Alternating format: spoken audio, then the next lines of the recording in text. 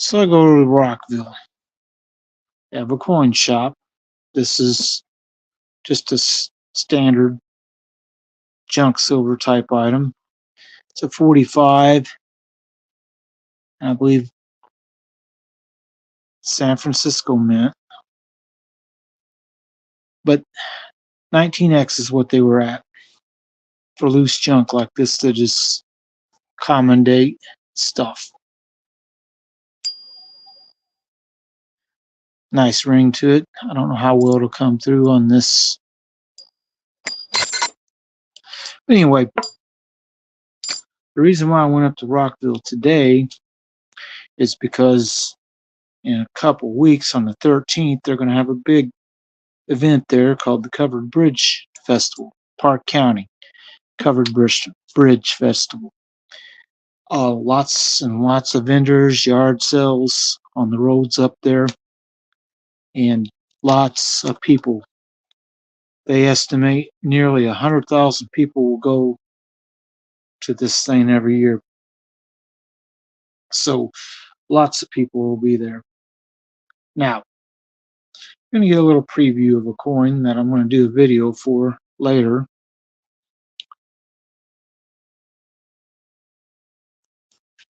This is an 1893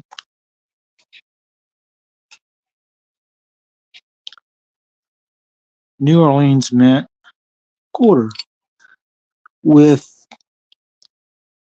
pretty good amount of the details left on the coin. This, they wrote VG on it. There might be a hint of the T and Y of Liberty on the head. It's not a real cheap, but these are hard to come by with this kind of detail left on them. So that's one thing I got.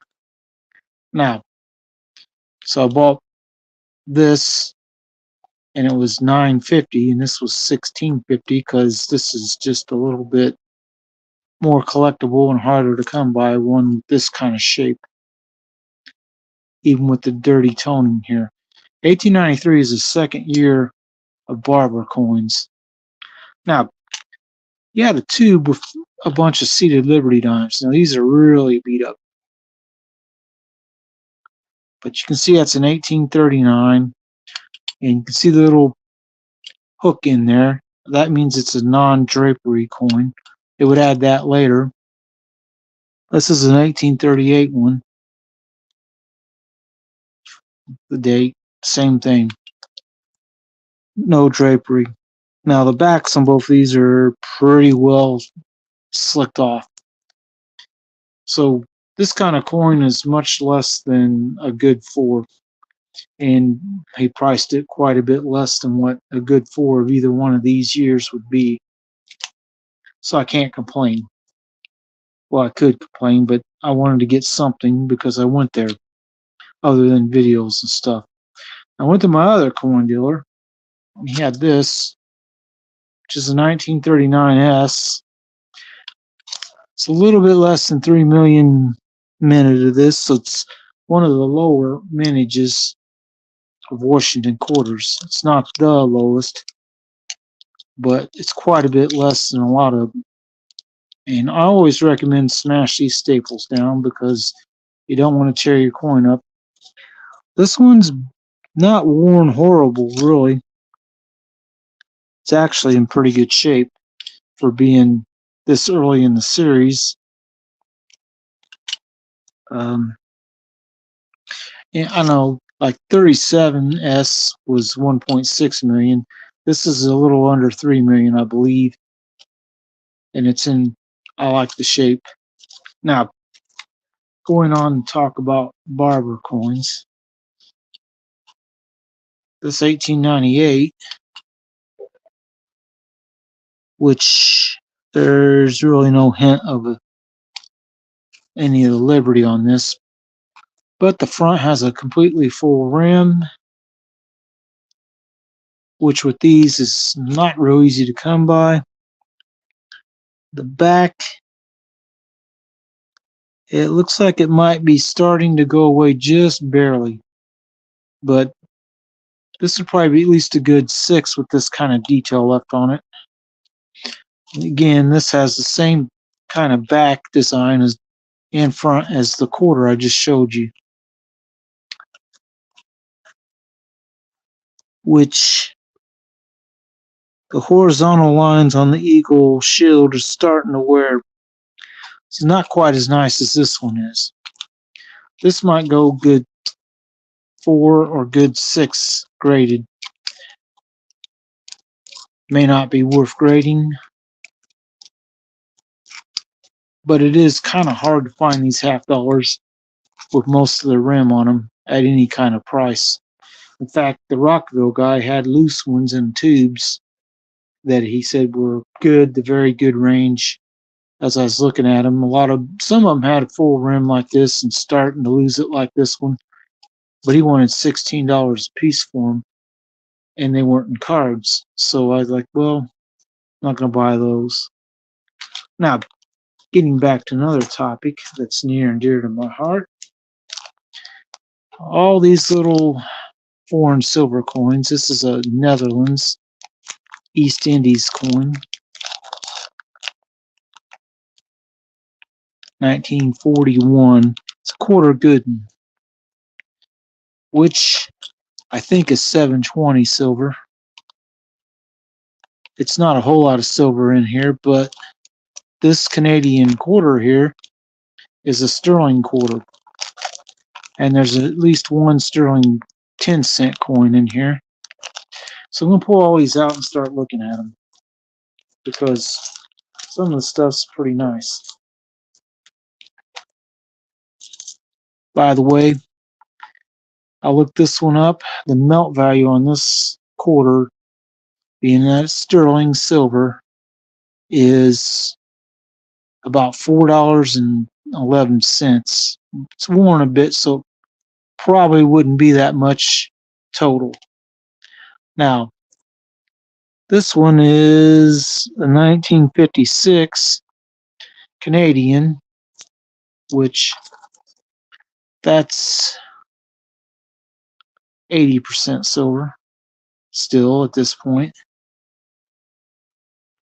They would keep making silver, I think, until 80% anyway, until 1968, I think.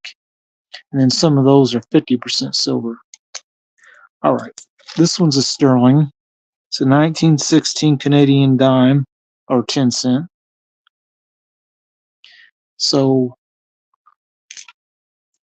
that's that. And then this one is an Indian rupee from 1944. I have no idea how much silver's in this, or if it even really is. It says it's a quarter rupee. It's not in super bad shape, although it's pitted up and messed up a little bit. All right, this one, the younger King George, is a sixpence from Australia, 1943. I think this might be sterling. It has an S mint mark on it, which is not San Francisco, because this is Australian coin. All right, we're getting towards the end of these. This is a 1/10 Balboa. It's 1953. It says 90% and 2.5 grams. I did buy one of these quarter Balboas from Amp Mix, and it's about $3 ish. And then this is the East Indies quarter Gooden from 1941. This is Netherlands Indies, which I think this is 720 silver. But all in all, we got all these coins, which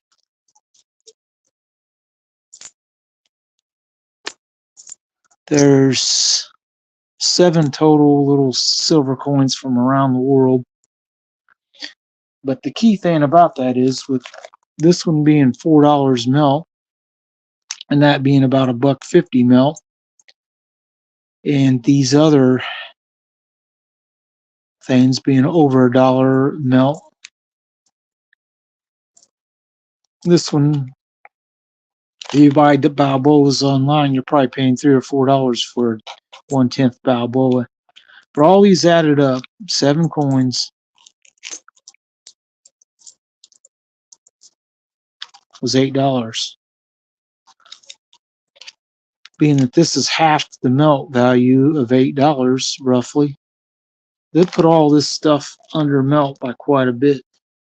A really good price, actually. That was a no-brainer as soon as I saw that it had a sterling quarter in it, or 25 cents, and another sterling 10-cent in it. And I saw the 80%. I saw the Netherlands coin, and then the 6-pence and the Balboa. And I'm like, well, whatever the other coins are, don't really matter. That's well under melt. I'm going to buy that. So I got that and was very happy to get it. Now, nothing major happened on the way up or back from Rockville, so I don't have any weird traffic jam things to talk about. Nothing like that. Now, the last thing I want to talk about is a couple of silver certificates that I bought. This one is a 35E series, and it's got a what looks like a blue label on it. It's a bit circulated. $1 bill. It's not bad shape. Silver certificate, $3.50. So it's a little bit more than face value, but usually when you buy these, they will be over face value by something, even if they're a bit worn. And then that's not all, because I did get one more bill, and I think I did pretty good on this one, because this one doesn't look all that worn at all. It's a silver certificate, but it's a Series 53.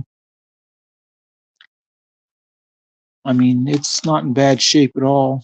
Someone wrote, looks like 415 or X5. I don't know, but whatever. It was $8.50. I don't think I did too bad on this one in terms of, and it's so close to being a repeater bill. 1723, 1712. Had the 23 been repeated, that would have make this a repeater bill. And that would have made it a cool serial number. Probably would have raised its value by some, maybe not a whole lot, but I'm here to tell you it probably would have been 15 or 20 bucks if it had been a repeater, maybe. But anyway, that's pretty much what I got. I wanted to go ahead and go live, get a video up about this stuff, and show off all this stuff. I think Addicted to Minis will be really happy to see this, because he likes to buy lots of coin, a lot of coins, that is, where it's 6, 7, 8, 10, 20 little silver coins from around the world, and get it for a good price. Well, I got this for $8, and considering what's in it, it's pretty well under melt. And a couple of these coins, like this 6-pence, is barely circulated. It's from 1943. That's a wartime World War II coin. There's a couple other ones in here that were from the early 40s too. So whatever it is, this is a nice thing to get for only $8. It's something I would have bought more of if he had another bag of them, but he didn't. But this particular barber quarter is one of the better shaped barber quarters I have. It's a second year of issue, and it is the Orleans Mint. You can actually see some of the lines and details on the eagle and shield, which that on a lot of them I have is going down quite a bit. So this, they wrote very good, and I'm kind of agreeing. Very good. But a couple people are out there. If you want to say hello while I'm still on, do so right now, and I'll put your names up on the live stream if you want to say hello. Well, one person dropped and the other one's not saying nothing. Well, anyway, I hope that everyone has a good day. And remember that your silver coins and magnets, they're not going to stick, but sticks to steel and other metallic metals. I hope everyone has a good night. And I don't think I'm going live again later, but I'll put this up and leave it up for people to watch. I hope everyone has a good day and night, because that's all I got.